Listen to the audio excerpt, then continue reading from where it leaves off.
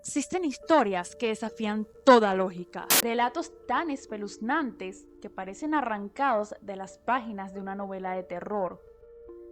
Pero las que veremos hoy no son historias ficticias, son hechos reales que marcaron un antes y un después en los registros de la resistencia humana. Estas personas enfrentaron las decisiones más impensables para aferrarse a la vida.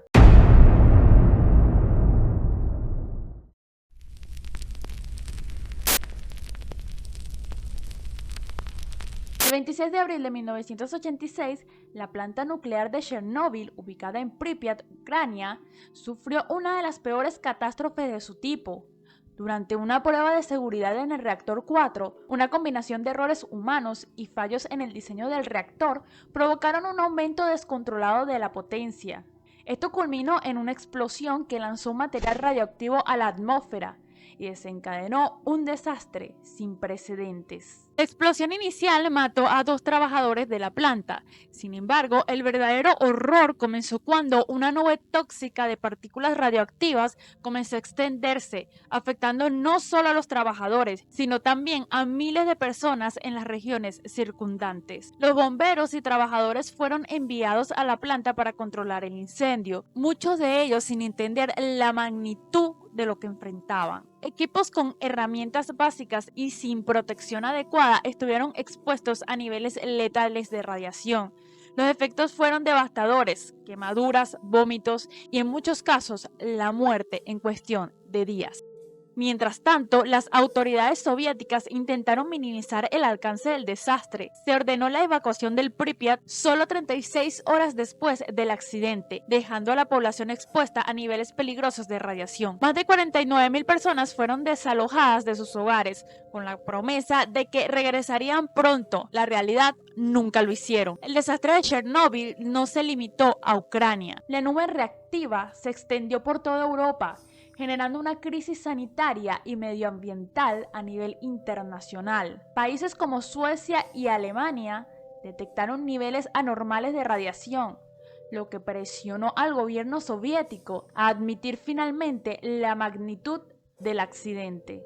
Se estima que cientos de miles de personas estuvieron expuestas a niveles peligrosos de radiación, provocando un aumento en los casos de cáncer, deformidades genéticas y otros problemas de salud en las décadas siguientes. Para contener la radiación se construyó un sarcófago alrededor del reactor 4, una estructura de hormigón diseñada para sellar los restos del reactor. Sin embargo, esta solución fue temporal. En 2016 se completó una nueva estructura conocida como el arco de confinamiento seguro. El costo humano del desastre es incalculable. Decenas de miles de liquidadores, personas encargadas de limpiar la zona, sacrificaron su salud y en muchos casos sus vidas. Al día de hoy, Chernóbil sigue siendo una zona de exclusión, un lugar congelado en el tiempo, testigo de muchos de los horrores de la energía nuclear descontrolada. Chernóbil no solo es un recordatorio del inmenso poder de la energía nuclear, sino también de las consecuencias de la negligencia y la falta de transparencia. Su historia ha inspirado libros, documentales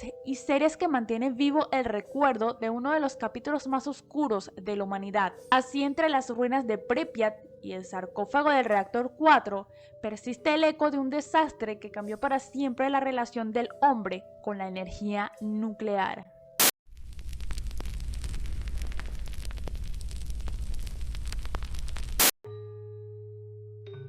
Esta historia refleja la brutalidad y el sufrimiento humano, una tragedia que se desató en la China de principios del siglo XX, conocida como la masacre de Nankín. No es un relato ficticio, sino un brutal episodio real que cambió para siempre el curso de la historia y dejó cicatrices que aún resuenan en la memoria colectiva. Tuvo lugar entre diciembre de 1937 y febrero de 1938 durante la Segunda Guerra Mundial Sino-Japonesa. Japón invadió Nankín, la entonces capital de China, con el objetivo de expandir su imperio y someter a su población. La ciudad, sin preparación para una invasión, se convirtió rápidamente en el escenario de uno de los actos de barbarie más notorios del siglo XX. La ofensiva japonesa se produjo tras una feroz batalla, donde las fuerzas del ejército imperial japonés bombardearon y asediaron la ciudad sin piedad. Una vez que los japoneses ocuparon Nankín, la ciudad se convirtió en un campo de horror. Los soldados japoneses, bajo el lema de mantener el orden, lanzaron una campaña de terror que incluyó asesinatos masivos, violaciones y torturas a civiles y prisioneros de guerra chinos. Durante semanas, la ciudad quedó expuesta al saqueo y la destrucción. Los japoneses emplearon tácticas brutales para controlar la población, ejecutando masacres indiscriminadas que dejaron miles de muertos. Los sobrevivientes contaron historias espeluznantes de cómo los soldados japoneses violaron, torturaron y mataron a la población sin piedad, convirtiendo la vida en Nankín en una pesadilla diaria, y mientras la masacre ocurría, el mundo miraba hacia otro lado, como suele ocurrir en muchos de estos casos. Actualmente sigue ocurriendo esto. Aunque hubo algunos esfuerzos internacionales para detener la matanza, como la intervención de la comunidad extranjera en la zona protegida de la ciudad, no fue suficiente para proteger a todos los civiles. El consulado de Estados Unidos y otros países europeos trataron de intervenir, pero las tensiones diplomáticas y las amenazas de guerra detuvieron cualquier acción significativa. A medida que la noticia de las atrocidades se difundían, surgió una creciente indignación a nivel internacional.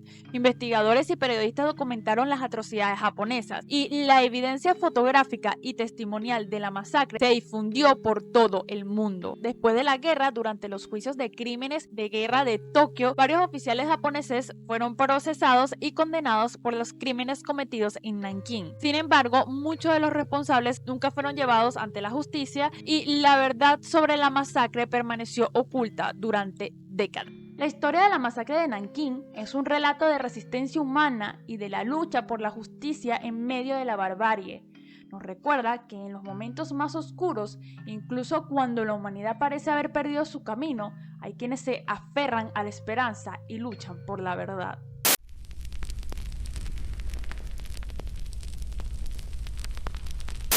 El 27 de enero del 2013, el dolor por una de las peores tragedias de su historia marcaba el comienzo del año para Brasil. En la discoteca Kiss, en Santa María, estado Río Grande do Sul, 239 personas morían producto de un incendio que consumía el lugar, mientras cientos de jóvenes participaban en una fiesta.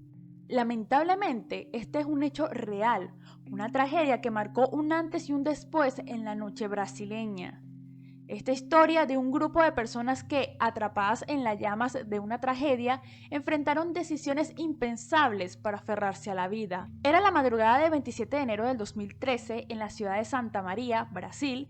El Club Kiss estaba abarrotado de jóvenes disfrutando de un concierto de la banda Gurizada Fandongueira. La atmósfera era eléctrica, con la música resonando y la energía de los jóvenes presentes, pero este ambiente festivo pronto se convertiría en una pesadilla. En un momento determinado, los miembros de la banda decidieron utilizar fuegos artificiales dentro del escenario. La combinación de estos efectos pirotécnicos con la estructura de la discoteca, que contaba con materiales altamente inflamables como espuma acústica en las paredes y techo, hizo que las llamas se propagaran rápidamente en el lugar. En cuestión de segundos, el club se convirtió en un infierno ardiente. Los asistentes quedaron atrapados en un espacio confinado sin manera de escapar de las llamas que los rodeaban. Las puertas de emergencia estaban cerradas, lo que impidió que muchas personas pudieran huir. ¿Y yo por qué hago tanto así con la mano? La voy a dejar aquí quieta. La única vía de escape era una puerta principal estrecha que rápidamente se colapsó bajo el peso de la multitud, bloqueando la salida para muchos. El humo denso y tóxico llenó la discoteca, dificultando la visibilidad y la respiración. Los que lograron alcanzar la puerta de salida fueron testigos de una lucha desesperada por salvarse. Algunos jóvenes se asfixiaron en el intento, mientras otros se desplomaban en el suelo en medio del humo y las llamas. La tragedia se cobró la vida de 242 personas. víctimas, la mayoría jóvenes estudiantes, y dejó a más de 600 heridos, marcando una de las peores tragedias en la historia de Brasil. Las investigaciones demostraron que el club no cumplía con las normas de seguridad básicas, como la instalación de un sistema adecuado de salida de emergencia, extintores insuficientes y la falta de supervisión de los materiales inflamables utilizados en el interior. Además, la respuesta de los servicios de emergencia fue tardía, agravando la situación de aquellos que estaban atrapados dentro. Tras la tragedia, se iniciaron juicios para determinar las responsabilidades de los dueños del club. La tragedia sirvió como un recordatorio sombrío de la importancia de la seguridad en los lugares públicos y de la necesidad de cumplir con las normativas establecidas para proteger vidas humanas. La tragedia del Club Kiss sigue siendo un símbolo de la lucha por la justicia y la memoria en Brasil, recordándonos que cada vida perdida tiene un valor incalculable.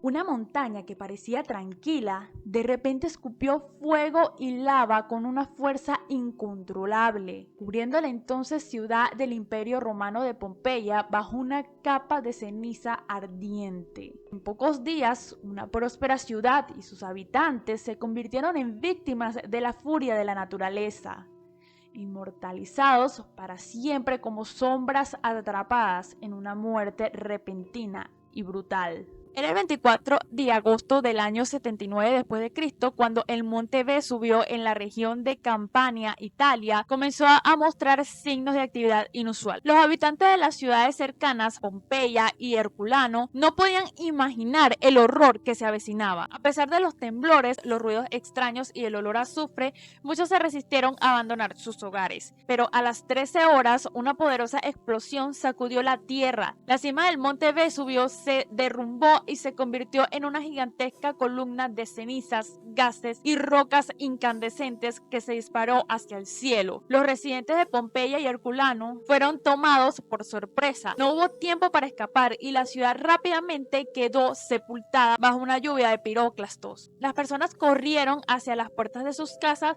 pero encontraron que estaban bloqueadas por la multitud y los escombros. Las calles se llenaron de gritos y desesperación mientras el aire se llenaba de polvo y cenizas, dificultando la respiración. Muchos intentaron refugiarse en las bodegas o en sus propias casas, esperando que la tormenta de cenizas pasara. Sin embargo, la realidad era mucho más terrible. Pompeya se convirtió en un infierno de asfixia y calor abrasante. La ceniza acumulada alcanzó alturas de varios metros, cubriendo calles y edificios. Los pocos sobrevivientes que lograron mantenerse con vida enfrentaron la agonía de la sofocante temperatura y la falta de aire. La gente se agrupaba en las plazas tratando de protegerse del fuego abrasador, pero la muerte era inevitable. En cuestión de horas, la ciudad quedó sepultada y la historia de las personas que quedaron atrapadas en ella se convirtió en un misterio durante siglos. El horror de la tragedia no se detuvo con la erupción. Durante siglos, Pompeya y Herculano quedaron olvidadas, enterradas por las cenizas volcánicas. Solo en el siglo XVIII, los arqueólogos comenzaron a excavar las ruinas de las ciudades, revelando un tesoro de historia, arte y tragedia humana. Los restos humanos conservados bajo la ceniza proporcionaron evidencia del sufrimiento y la desesperación de los últimos momentos de los habitantes. Cada esqueleto, cada hueso revelaba la tortura de morir de asfixia o quemadura en un instante. Hoy, la tragedia del Vesubio es un recordatorio constante de la fragilidad humana frente a la fuerza de la naturaleza. La historia de Pompeya no es solo una lección sobre la devastación volcánica, sino también una reflexión sobre la resistencia del espíritu humano. Los restos de las ciudades, las ruinas de los edificios, las esculturas y pinturas en las paredes nos cuentan historias de vida que fueron interrumpidas abruptamente.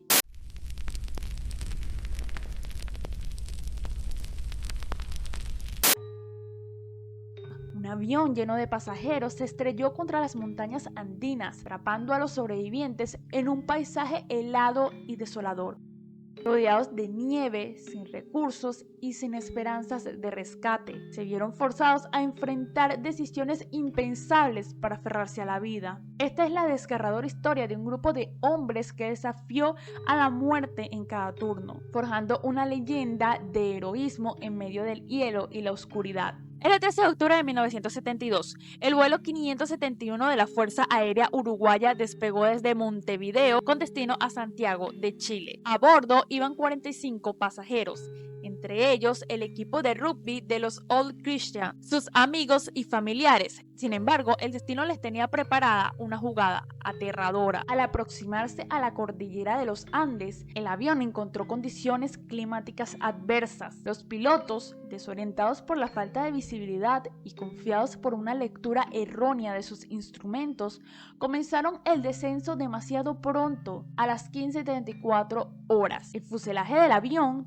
chocó violentamente contra una montaña, partiendo la aeronave en dos. Solo 33 pasajeros sobrevivieron el impacto inicial, saber que lo peor estaba por venir. Los sobrevivientes quedaron atrapados en un paisaje desolador, rodeados de montañas sin señal de rescate y a temperaturas que descendían hasta los menos 30 grados Celsius. El fuselaje destrozado del avión se convirtió en un refugio improvisado, pero apenas ofrecía protección contra el inclemente clima. Los pocos alimentos que lograron recuperar se agotaron rápidamente. Fueron obligados a enfrentar una de las decisiones más controversiales y aterradoras de la historia para sobrevivir. Comenzaron a alimentarse de los cuerpos de sus compañeros fallecidos. Este acto tan macabro como desesperado se convirtió en el epicentro del horror y la controversia que rodea esta tragedia. Como si el sufrimiento no fuera suficiente, como si el miedo, el frío y todo lo que estaban pasando no fuera suficiente, el 29 de octubre una avalancha sepultó gran parte del fuselaje del avión, cobrando la vida de 8 sobrevivientes más. Durante 3 días, los que quedaron con vida tuvieron que soportar el confinamiento y el riesgo de asfixia hasta que lograron desenterrarse. La radio, su único vínculo con el mundo exterior, les trajo una noticia devastadora.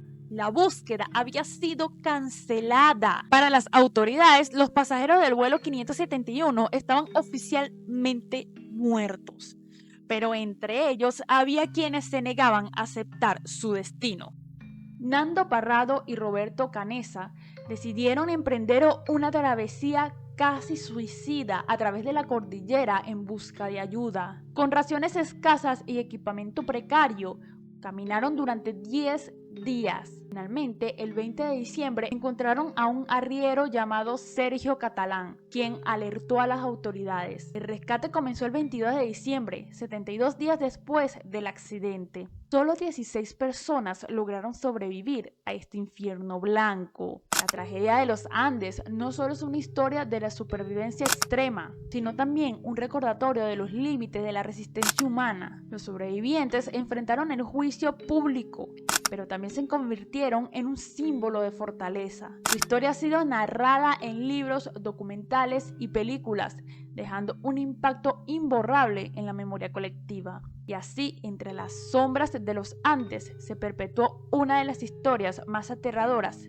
y fascinantes de todos los tiempos. Si te gustó este video, te invito a que veas este top 3 de los misterios sin resolver más aterradores del mundo, o este top 5 de los videos de fantasmas más aterradores. Eso ha sido todo por hoy. Hasta la próxima.